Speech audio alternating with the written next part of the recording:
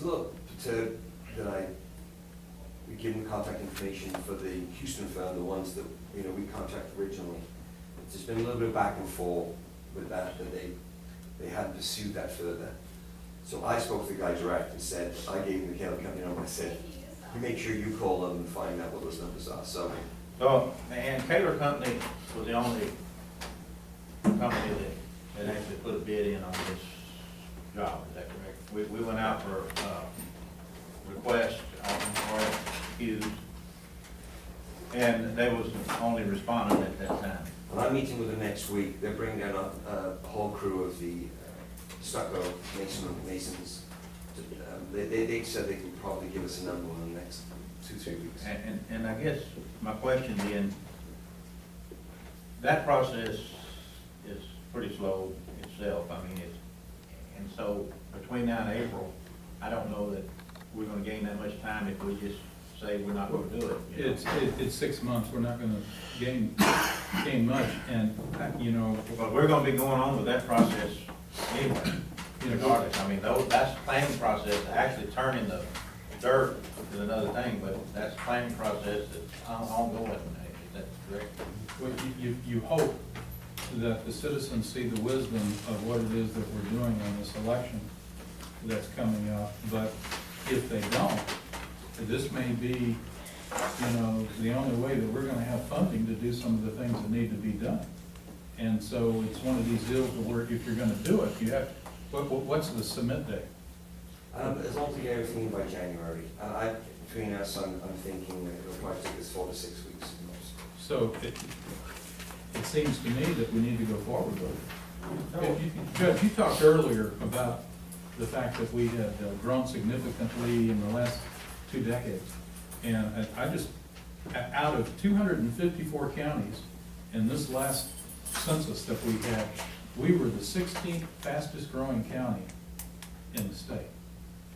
And to me, it's important for, when you have something like this perfect storm that's come together because of the courthouse and where we are, we have a responsibility to not only take care of our needs today, as you said before, but if you're gonna do this, you have to look at the fact that we have been in the top 20 in percentage of growth for a while, and I don't see anything that indicates that that's gonna change. No. And so our Well, population. we're right between the metropolitan area of San Antonio and the Eagle Ford, which the metropolitan area of San Antonio is housing Hughes and Halliburton and much of the people that participate in the Eagle Ford. So we're right between it, and it's just natural that the growth will occur. Yeah, that's exactly And we right. even noticed that, back to your point, price-wise, and we've noticed that, like I said, in San Antonio. Yeah, between month to month, it seems to be like in 3-month cycles right now. I couldn't get a concrete man for love and money, and even if I had a hard contract with a guy on a concrete job, I didn't know he was gonna turn up, because he could go down the road and charge twice as much for pouring footings or something like that. That's changed now. The last 2 weeks, I've had a slew of concrete men to pick with. So again, I think and the same with fill pricing, transportation costs, depends where they are and which area. If they're down real south, down Petula Way, or they're up on the northern side, up northeast of Beeville type of thing, it's a different type of, it's difficult to judge that right And now. like in Atascosa County, there's a sign that's been there for years before Eagle Ford ever come, gateway to the brush country. And you could easily put one here, gateway to the Eagle Ford. But let me read right quick, the intent to enter in agreement with Architectural Services, and keep in mind that what I read previously was that they felt like we'd be best on hourly rate, and that if you come in less, that would be what it was. But here's the intent letter. It is our intent in the near future to enter in a formal agreement between architect and owner of the Thorns Grave Architects. For the aforementioned design services, we accept the fee proposal presented October 1st, 2013, with the understanding that we may terminate the architect's services upon not less than 7 days' notice for our convenience and without cause or penalty prior to the execution of the formal agreement. And that, I read that. Did you read the whole proposal down? I haven't seen anything, no, sir. It just came in, let me run copies right quick, and I'll, I need to call my office, 'cause we have. Sorry, Daniel, I think we had some server issues in yesterday, because I said that yesterday, but I'm not. On this, you know, this agreement that we're doing, we had problems, the last time we had an argument about agreement that weren't put out and weren't read, and the way 3, 4 days prior to it come to open, remember that one, Commissioner?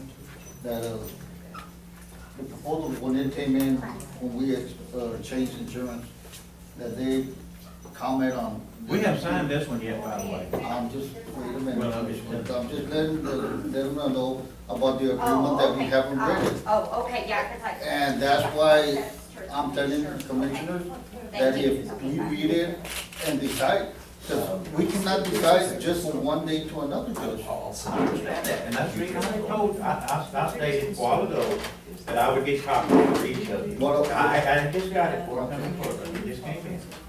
I will get copies for you, you can read it, and then we'll make a decision, whatever it Well, is. why didn't it even come before? I mean, that's the problem we've been having with agreements. It's not that long of a document, you can read it in probably 2 or 3 minutes and make a decision on it, whatever it is. Well, I mean, I'm for everything, but I'm still skeptical about. Well, that's fine, I'm kind of careful too, but if I'm, you know, there's decisions that we have to make. I know. And, that, and I'm not sure myself, but you're talking about 20,000,